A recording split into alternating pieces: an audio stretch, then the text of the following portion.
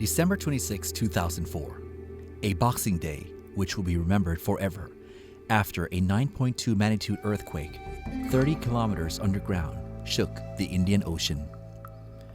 People living in provinces along the Andaman coast of Thailand felt the shock.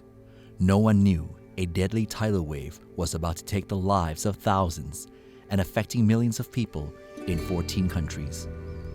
The term tsunami was at that time a stranger to many Thais. So even though the sea level decreased dramatically, most people had no idea what was about to come.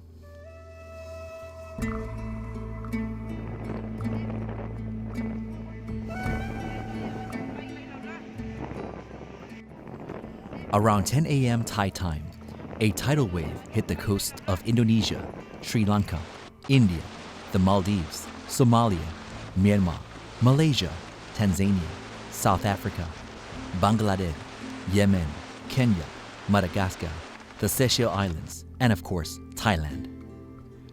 The 6 provinces along the Andaman coasts, including Phuket, Phangnga, Ranong, Krabi, Trang, and Satun, were suddenly hit by the devastation.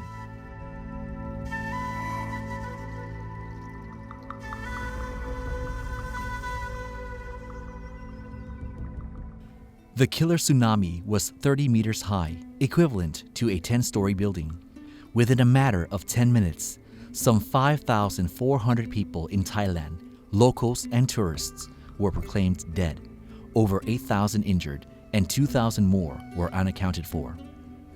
Some 1,400 young lives became orphans within a blink of an eye.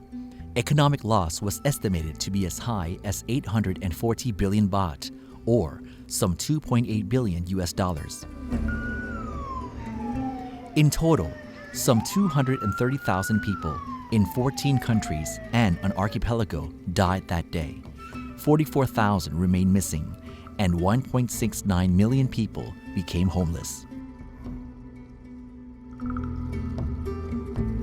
After all these years, victims who survived the 2004 Indian Ocean tsunami are still left with scars in their hearts. For many, the nightmare has never left. Prevention of massive loss and plans of mitigation for the next potential catastrophe is seen by many as fading away, if not neglected entirely. The Disaster Communication Development Center of ThaiPBS, Thailand's first and only public service broadcaster, is one of the many organizations in Thailand who see that we must learn from this loss and preparedness is essential. ThaiPBS's Disaster Communication Development Center, also known as DXC, became the spearhead to launch what we call the Andaman Declaration. Through this voluntarily pact, members of the mainstream and online media are invited to sign an MOU which states that if another tsunami or any other major disasters hit Thailand, all who endorse this agreement will allow news and information gathered from one another to be free flow so lives will be saved and damage will be minimal. An engraved brass plaque implanted in Khao Lak Phangnga is the symbol of this collaboration.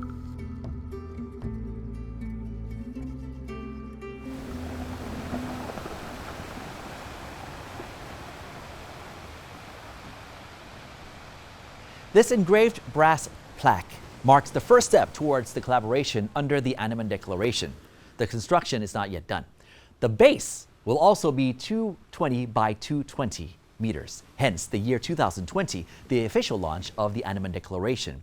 And in the near future, there will also be a 220 centimeter tall pyramid, this yellow construction that you see here, and we'll also have a transmission tower. Hopefully, we will be able to link it to the real warning system, hoping it will come to use one day when the time comes. The structure itself will leave space for media organizations which have committed to join the pact to engrave their station's logos.